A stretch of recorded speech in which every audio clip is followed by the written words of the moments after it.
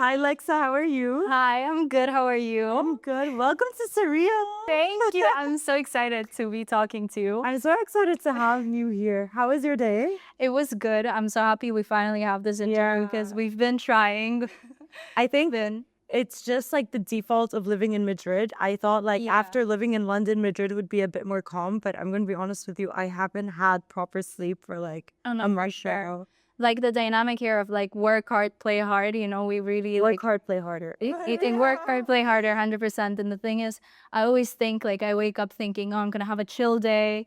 It's gonna be no, like Never. no. Doesn't exist here. Yeah, like the only thing about Madrid that people should know is that you're running here all the time, everywhere. You're kind of like, Literally. yeah. How are you? How was your day? It's good. Long day, but I'm happy to be here talking to you. And yeah, I'm so excited. No, thankfully, like now we're here. We can do this interview. Thank God. Finally. Thank God, finally. So tell us a bit about yourself for people that don't know you. Okay, so I'm a singer. My name is Lexa. I'm from Azerbaijan. I'm currently living here. I release music. I write music. I wrote a couple songs for people here at Warner. And yeah, now we're here in Warner Music, Spain. It's one of my favorite places. Do you record here? Yeah. So Ooh. I had a couple songs that I recorded here. And I don't know, I just love it. I love that, I don't know if people know, but it's like right next to the train station. And I think that's such a unique place for the music, the Warner Chapel to be at. So you kind of look out in the window and you see It's so beautiful.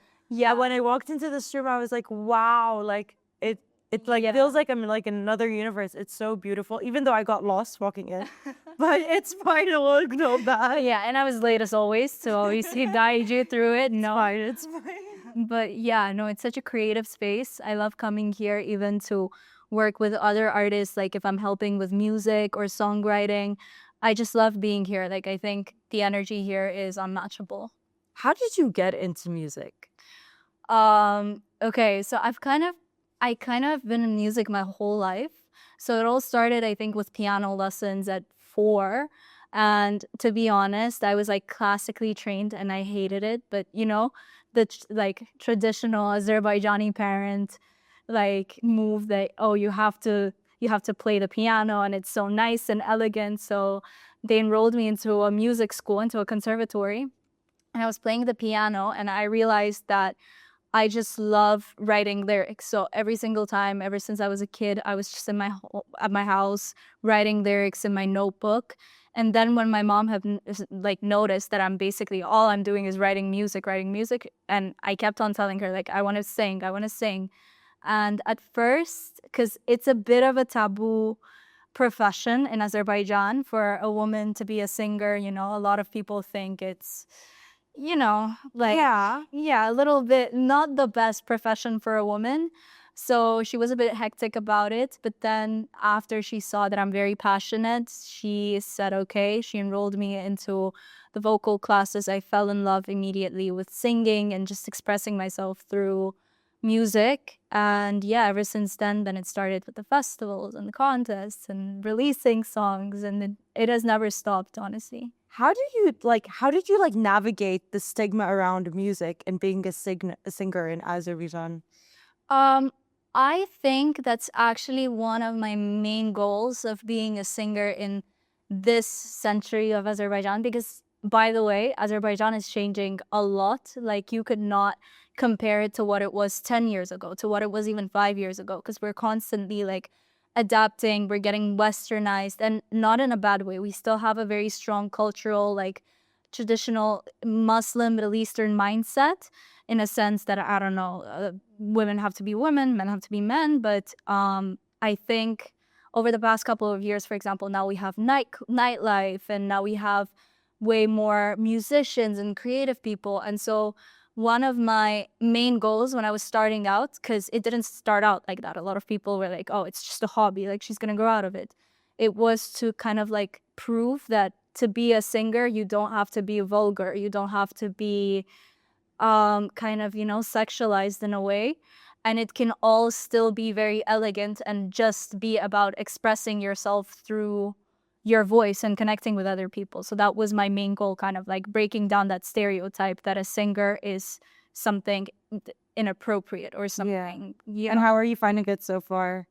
Well, again, at first there was a lot of, I wouldn't say hate, but I would say there was a lot of disbelief around the fact that I'm actually going to pursue it. So obviously I was a kid because I started out very young, and people thought that it's going to stop at 12. No, she's going, okay, 12, she's going to stop at 15 and then 18. And now I'm in my 20s and I'm still going. And I think over the past 2 years is when people really realize like, oh, she's onto something. And I have started going like viral on social media and this and that.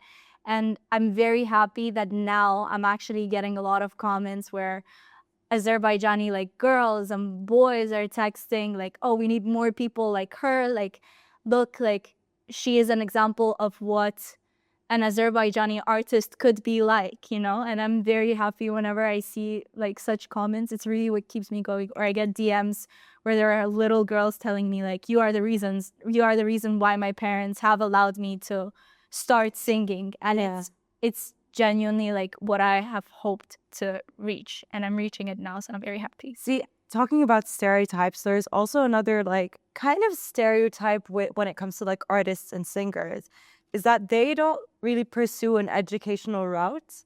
Right. But you're here, I would say, primarily as a student. Yeah. How do you like balance the two lives, you know? I don't even know.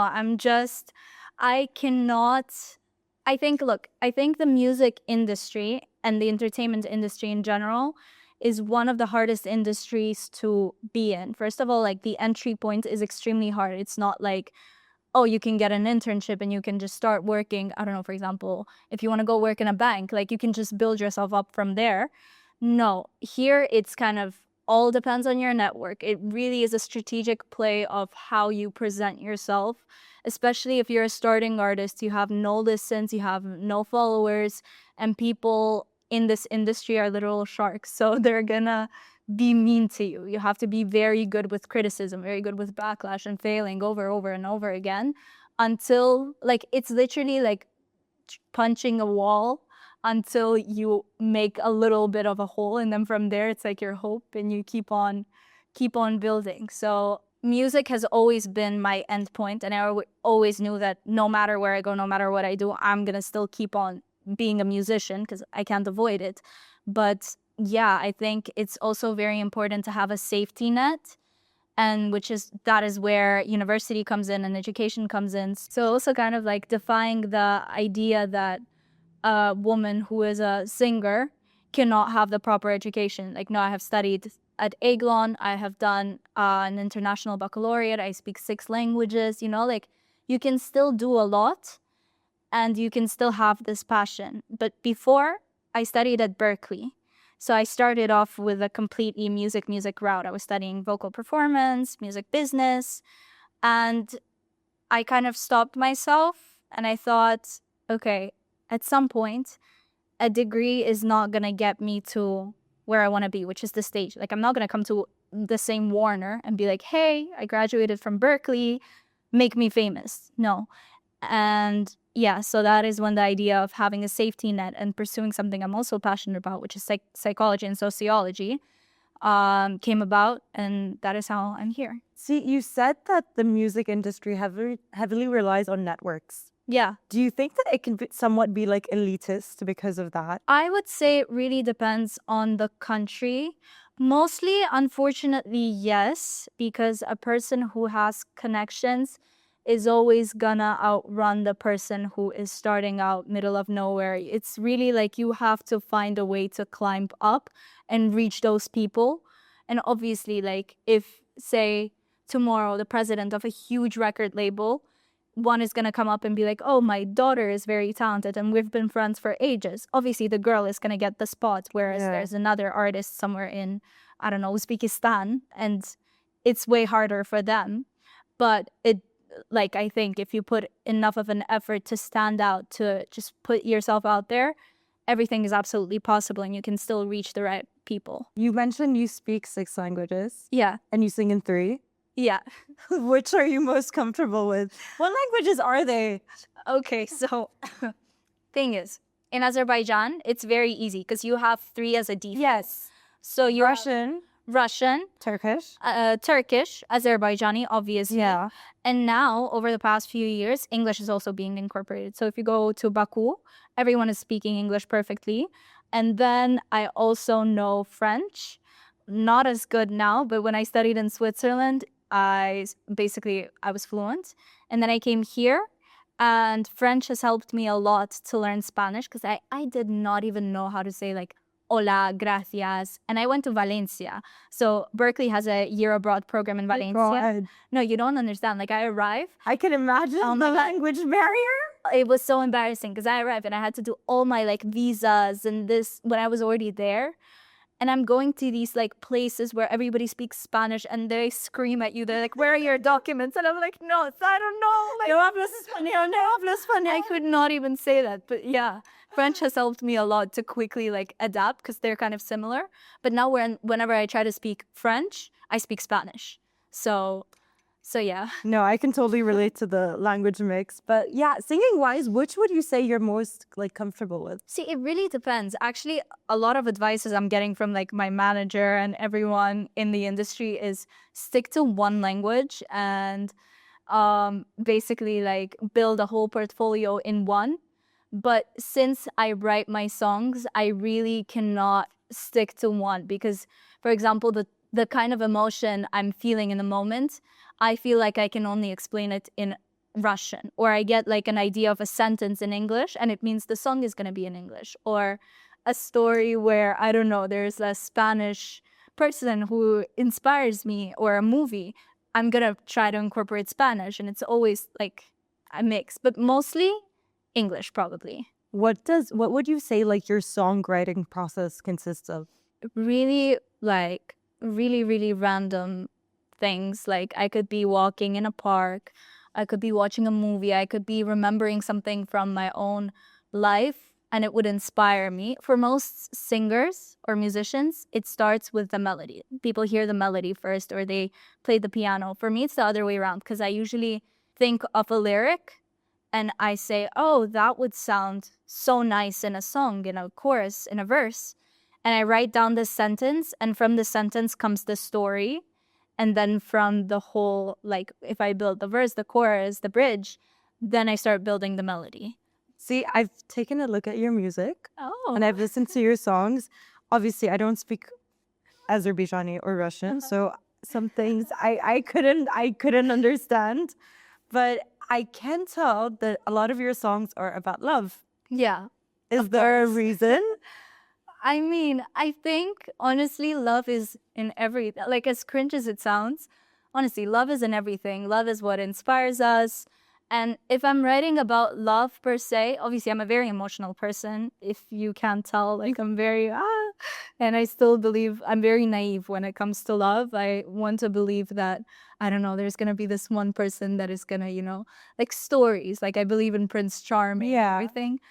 Over the course of years, I've been proven wrong, but I still choose to believe. But yeah, I do think that love is in everything. And I do think that just appreciating the fact that you can feel such a strong emotion as a human being, it's something that inspires me a lot. And it's something that I come back to often. And this is how I... Have you ever written a song about someone? Yeah, of course. Do they know? Well... I mean, I think it's not like I have like sent the song to someone and been like, hey, This is about you, but because that would have been so embarrassing. But I think it's quite obvious. Like if they ever got the chance to listen, yeah, I think it's quite obvious that it's about them. And yeah, I also have songs about like my friends, and there's a song, for example, Belly Flag, which is like white flag. You know what, the one you raise with the feet? So that one I wrote because I was with my friends, and like there's a very specific moment that I remembered from summer when we were in Baku with a lot of my friends, and it inspired me to write that song. And then that song I sent to my friends and I was like, guys, you inspired me to do it. That's so cute. Let's talk about the music scene. Yeah, of course. What are your thoughts on the Azerbaijani music scene? I think there is definitely a lot of room for improvement. I think we have amazing, amazing talents, because like in general, not even Azerbaijani, but Caucasian music is so beautiful. Like our notes, our instruments, our singers, they're so talented. If you listen to our cultural like music from way back, it's insane. And mugham and everything, it's truly an art. But I think the way we utilize and the way we kind of get into the music industry is very niche. A lot of artists, like their peak is singing at weddings, which again is not bad, but it's not like, I don't know. I just remember growing up and seeing, like, watching music videos of Selena Gomez and Demi Lovato and Hannah Montana, and just having this thought that that is a completely another world. Like they seemed so far away from me, and something that is a completely different world, but it's not. And it's completely possible that, I don't know, Dua Lipa, a girl from Albania, is now topping the world charts. I love Dua Lipa. She's amazing. She's gorgeous. But like I wish for there to be someone from Azerbaijan. I mean, I wish I will be eventually be the person to represent our country, our music, our heritage worldwide. We do have a very good representation in Russia. We have a lot of great artists like breaking into the Russian music industry, which is huge. But in Azerbaijan, it's kind of very maybe outdated, but still great. If you could change one thing overnight about the scene there, what would it be? Oof, I would change the way, first of all, people perceive musicians.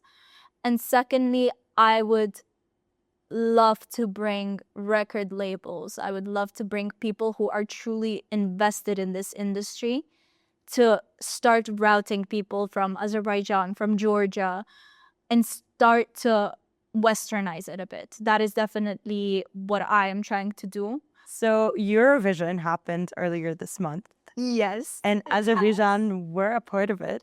Yes. They were represented by Jiva. I Yeah. think I'm saying that correctly. Yeah, correct. What were your thoughts on it? Well, actually, I know Jiva. And Really? Yeah, no. She's a great, great person. My first vocal teacher, her name was Lamia, and she was in a band called Rast. She's still performing, a great singer. And she has really like introduced me into the music scene, 'cause obviously she was my first teacher. She enrolled me into my first festival.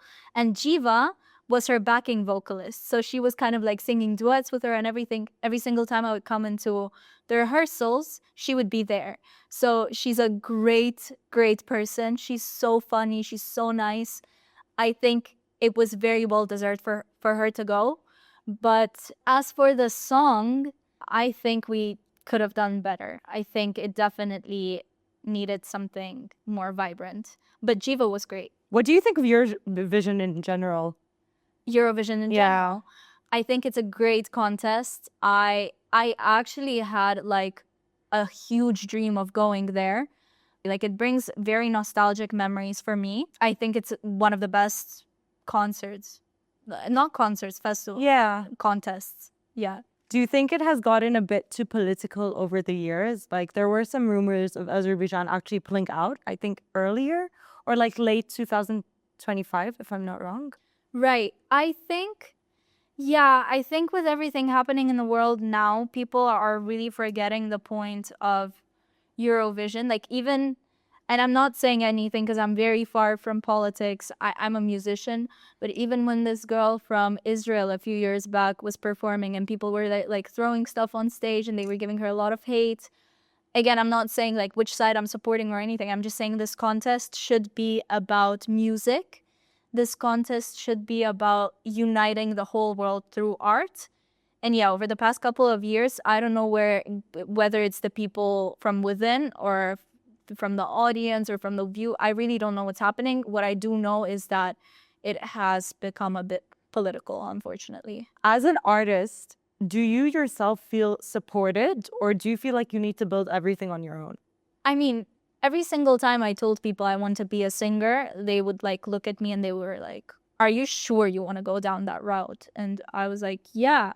And they're like, it's incredibly hard to become a singer, which is true. Like, if you think about it, every single second person, well, okay, not second, but every single fifth person wants to become a singer or an actor.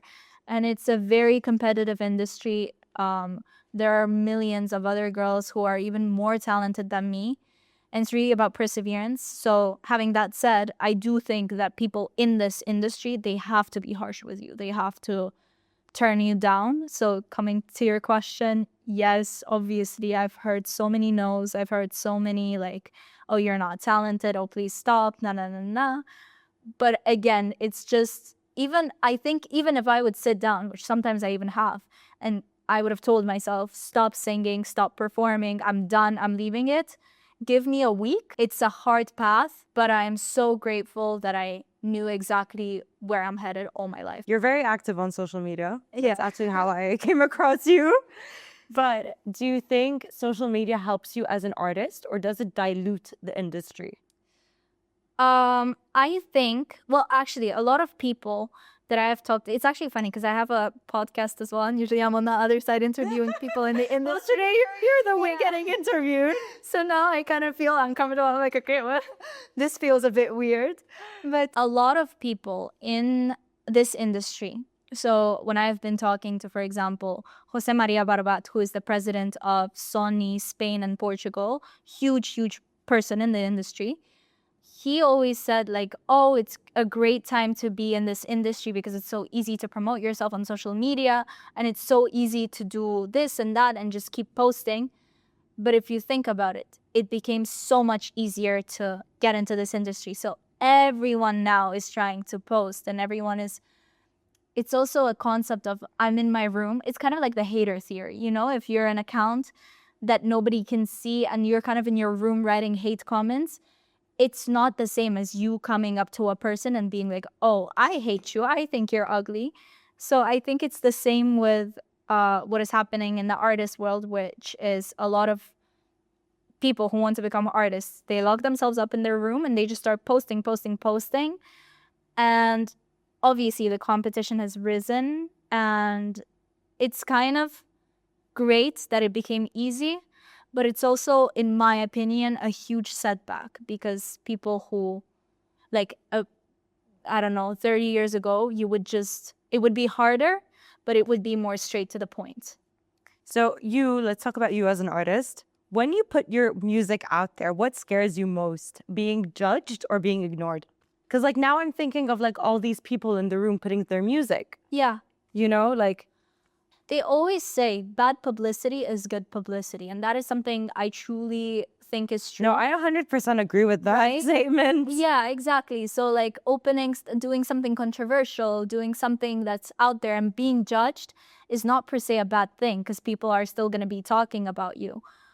Whereas being ignored, I wouldn't say I'm scared of it. It would just really demotivate me for a second because you're putting all your efforts into something, into getting a reaction where it's positive or negative.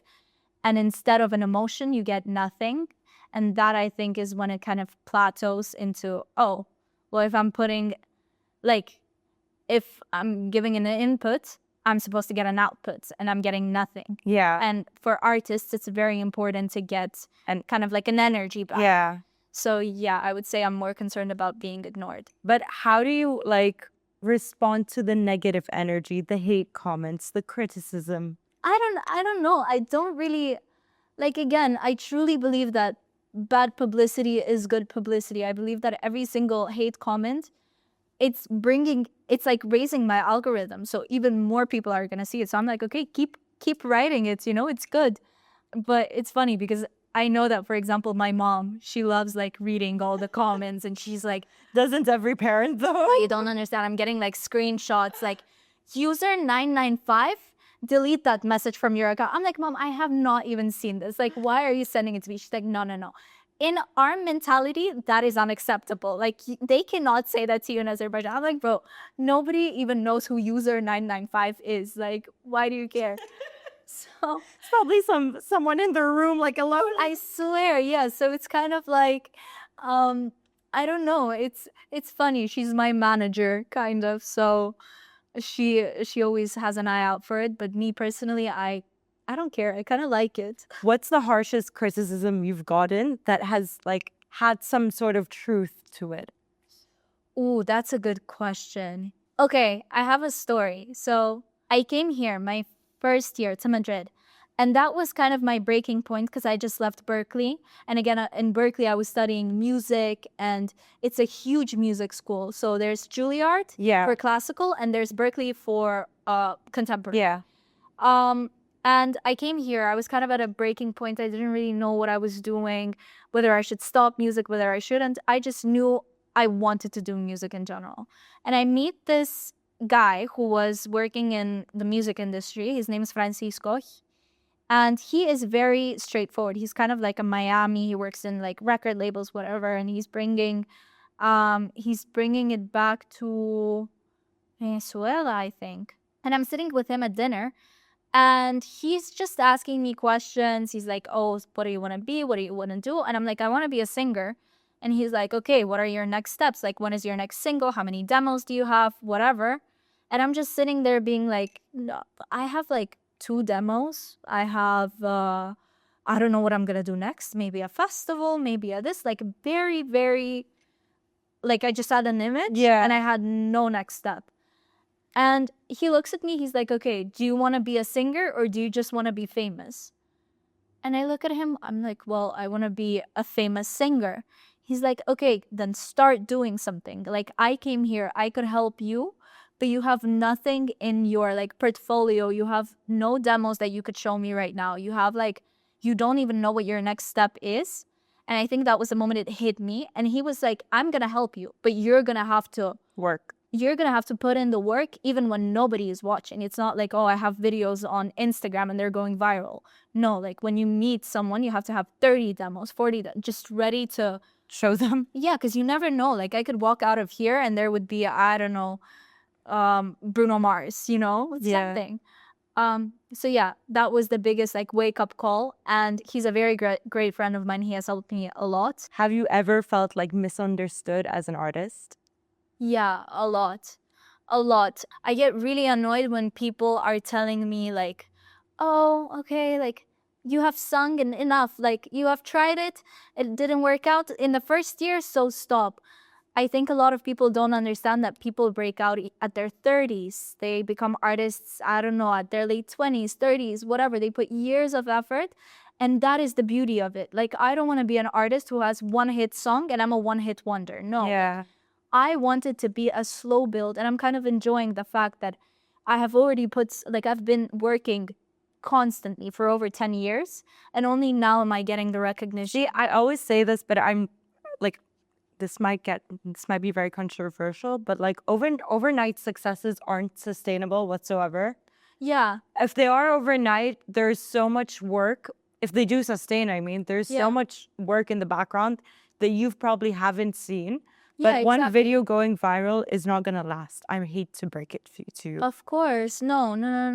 And it's coming back to what Francisco said. Even if you are a one-hit wonder and it suddenly happens that you go viral, what else do you have to show? Exactly. What is in your portfolio right now? Whereas if it's a slow build, it's a completely different story. Do you feel like your audience understands you as a person, or like only a version of you? I think 1,000%. I think because I'm very open on social media, like I'm not really trying to put out an image. I can film one day story time. I actually posted it today of like my first crush story and this. So cute. I swear, like, because I see people who follow me, I think they're genuinely like, these are the people that support me. So it's in their right to know me, to know who I am, and then make the choice whether or not they want to listen to my music, they want to support me. And I now have such an amazing fan base where I genuinely, like, I don't know these people, but I interact with them and I'm like, I don't know, they're so funny. And most of them are Azeri, but they're like the best modernized Azeri people. I don't know, I'm very, very happy. What's something you think people assume about you that might be wrong? That I'm pretentious. That I'm like the spoiled brat. Okay. I don't know. I think a lot of people think that I am very spoiled, that I'm very pretentious, like, oh, I'm not gonna do this, I'm not gonna do that. No, like kind of a diva. And they couldn't be further. Of course, like I can be sometimes, but I think I'm also a very real person. I love human, like genuine connections. I love talking about philosophy for hours and just sitting and, I don't know, asking random people who I've never met, like, what do you think happens after death? What's one question you wish people would ask you to get to know you better? Like, but they never do. I think a good question would be, why are you so dedicated about being a musician? Why are you so dedicated about being a musician? Well, hey, I should prepare my answer. It's supposed to be. Well, okay. So first of all, I think my biggest purpose to be a musician is, I truly think it's bigger than me. I want to be, as I said before, I want Azerbaijan. I want it to be represented globally. I want someone from my hometown to become a worldwide cultural phenomenon, you know? And I want little girls from back home to, like me, you know, when I was a kid, I want them to look at this, per se, man or girl and be like, oh my God, she's like me. I can do it, you know? And again, there's another side, which is I'm a lyricist. I find lyrics and poems and everything so beautiful, and I cannot see my life without it. So even though it would be way easier for me to open up a beauty boutique or a salon and get married and be happy, I wish to truly, like, I think it's a calling. Like, I've known it my whole life, and I just want to keep doing it and see what comes out of it. I think it's bigger than me. I think it's something always pushing me to just keep doing it, keep going.